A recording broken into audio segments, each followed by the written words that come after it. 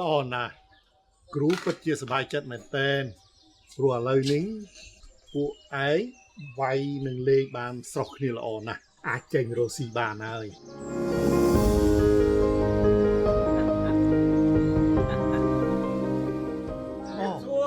អូលោកប្អូនលើកដៃថ្វាយព្រះរួច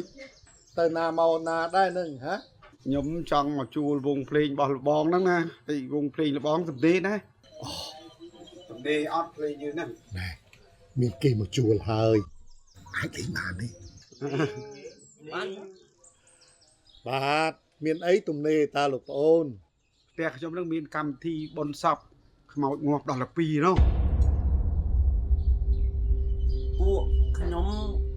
ចេះលេងទេមិនទួលទេមិនអីទេចាំខ្ញុំរៀបចំជូនតែមករយៈនេះដោយសារខ្ញុំនឹងវាមិនសូវស្រួលខ្លួនលោកប្អូនអើយឲ្យតែក្មេងៗគេទៅលេងហើយផ្ទះលោកប្អូននៅម្ដុំណាដែរ